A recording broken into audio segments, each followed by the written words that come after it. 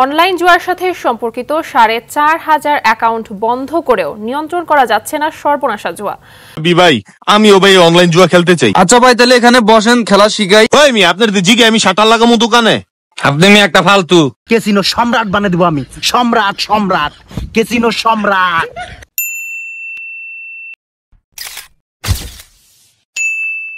আমি জানি অনেকেই অনলাইন ক্যাসিনো অনলাইন জুয়ার ফাঁদে এমনভাবে আটকেছেন যেন বের হওয়া সম্ভব না।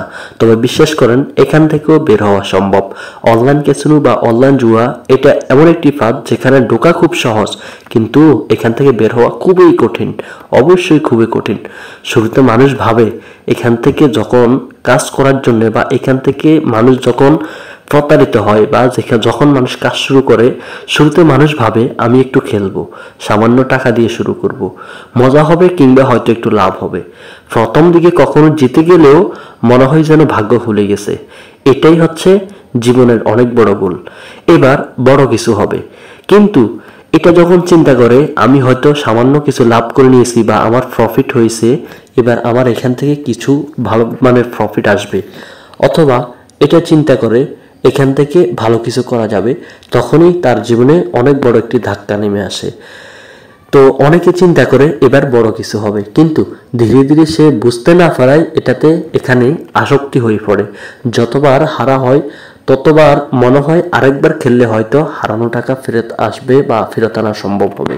ধরুন কেউ একজন ডিপোজিট করছে, ডিপোজিট বা এখানে ব্যালেন্স অ্যাড করছে, সে প্রথমেই কিছু লাভ করছে এবং পরবর্তীতে সে পুরো শূন্য শূন্য হয়ে গেছে বা জিরো ব্যালেন্স হয়ে গেছে। তখন সে চিন্তা করবে আমি মনে হয় আরো কিছু অ্যাড করলে বাকি লস সহ সবকিছু উঠানো সম্ভব হবে।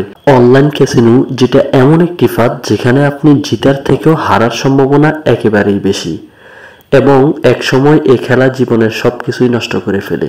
টাকা শেষ হয়, পরিবারের সাথে সম্পর্ক খারাপ হয়, মানসিক শান্তি হারিয়ে যায়। তাহলে প্রশ্ন হলো কিভাবে এখান থেকে ফিরে আসা যায় বা এখান থেকে আমরা কিভাবে ফিরে আসতে পারবো। প্রথমেই আপনাকে প্রথম টিপস আমি বলতেছি, অবশ্যই গুরুত্বপূর্ণ, খেয়াল করে শুনবেন।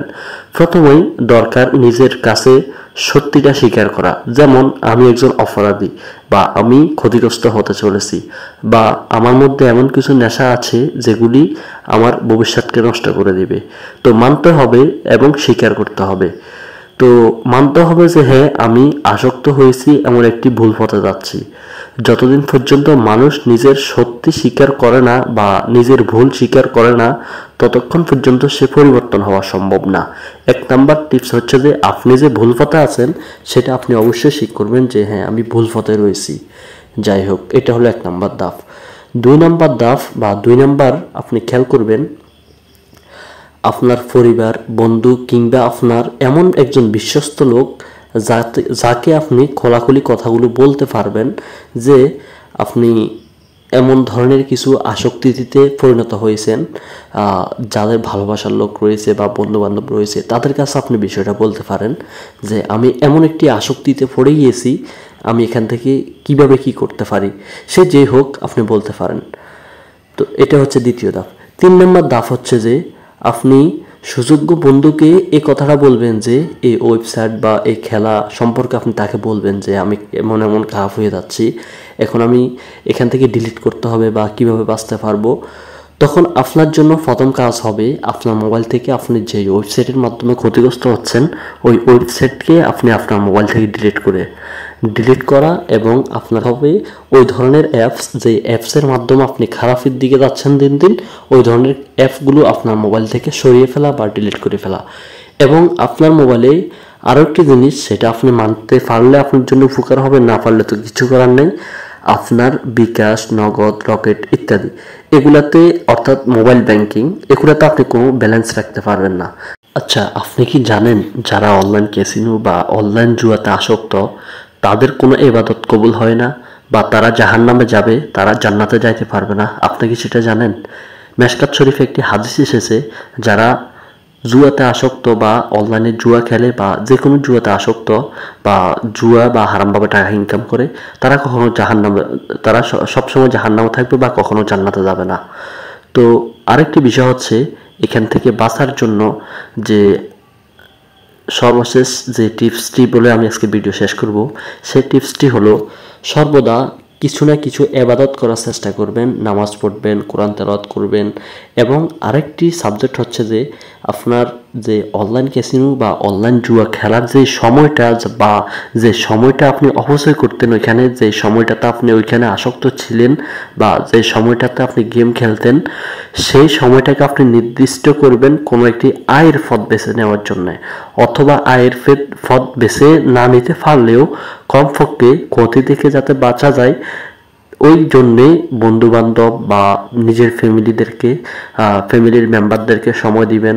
যেমন আপনার মা রয়েছে, বাবা রয়েছে, ভাই বোন রয়েছে, তাদেরকে সময় দিবেন। অর্থাৎ যেই সময়টা আপনি গেমে লিপ্ত থাকতেন, ওই সময়টা আপনি আপনার বন্ধু বান্ধব বা যে কাউকে সময় দিবেন। তখন আপনি আস্তে আস্তে ওই দিক থেকে ফিরে আসতে পারবেন। এবং আরেকটি হচ্ছে যে যখন আপনার ওগুলার কথা মনে উঠবে, গেম ইত্যাদি এগুলার কথা মনে উঠবে, তখন আপনি যে কোনোভাবে মোবাইলটা আপনি আপনার থেকে দূরে সরিয়ে নেবেন। তো এখানেই আমি যে কথাটি বললাম যে যারা অনলাইন জুয়া বা অনলাইন ক্যাসিনোতে আসক্ত, তারা কখনোই জান্নাতে যেতে পারবে না। এটা মিশকাত শরীফের একটি সহিহ হাদিস। এই জন্যে আমরা সবসময় নিজে বাঁচবো, অন্যদেরকে বাঁচানোর চেষ্টা করব। ভাই আসলে আমি চেষ্টা করি আপনাদেরকে এমন কিছু বলার জন্য যাতে আপনার অনেক উপকার হয়। আসলে ভাই বর্তমান সময়ে অনলাইন ক্যাসিনোর ভিডিওগুলোর মধ্যে পর্যন্ত অনলাইন ক্যাসিনোর অ্যাড দেওয়া হয়। আসলে এখানে কিছুই করার নাই, যেহেতু ইন্টারনেট ইহুদি খ্রিস্টান বা তাদের হাতে, এখানে আমাদের কিছু করার নাই। এখানে আমরা যারাই অনলাইন ইউজ করতেছি বা অনলাইনে আসি, আচ্ছা আপনি একটু চিন্তা করে দেখেন, বর্তমান সময়টা এমন একটি অবস্থানে পৌঁছেছে যে নিজের মা বাবা ভাই বোন ইত্যাদি সবার সাথে একসাথে একই রুমে আসি বা একই ঘরে আসি, কিন্তু কারো সাথে কারো কথা হয় না, কিন্তু সবাই সময় কাটে একসাথে, ওই যে পার্সোনালে সময় কাটে। সেটা হলো কিভাবে, সবার মোবাইলের মাধ্যমে সময় কাটানো হয়, কিন্তু সবার সাথে সবার দেখা হয় না, কথা হয় না, বা দেখা হলেও কথা হয় না। ওই নীরবতা বা একাকিত্ব আমাদের মধ্যে বেশি। একাকিত্ব যে জিনিসটা আমাদের লাইফটাকে নষ্ট করে দিয়েছে। একাকিত্বর কারণে আমাদের জীবনে সফল হওয়াটা খুবই কঠিন হয়ে দাঁড়িয়েছে। অর্থাৎ আমি একাকিত্ব আছি, আমি মোবাইল নিয়ে ব্যস্ত। অর্থাৎ আমি সবার মাঝে আছি, আমি মোবাইল নিয়ে ব্যস্ত, সবার সাথে আমার কথা হয় না। অর্থাৎ 10 জন বন্ধু মিলে বসে আছে, 10 জনে 10টা মোবাইল টিপতেছে, কিন্তু একজন আরেকজনের সাথে কথা বলে না। বর্তমানে মোবাইলের ফিতনাটা এতটাই ভয়াবহ, বা বর্তমান সময়ে এতটাই ভয়াবহ বা এতটা খারাপ হচ্ছে দিন দিন সময়গুলা, সময় না অবশ্যই, মানুষগুলা দিন দিন এতটাই খারাপ হচ্ছে শুধু এই ধরনের আচরণের কারণে। তবে আমরা শেষ পর্যন্ত থাকার কারণে অবশ্যই সকলকে ধন্যবাদ, এবং আমাদের এই চ্যানেলটিকে সাবস্ক্রাইব করে সবাই সাথে থাকবেন। ভিডিওটিতে একটি লাইক দিবেন, কমেন্ট করবেন এবং ভিডিওটি শেয়ার করে দিবেন। তো আসসালামু আলাইকুম।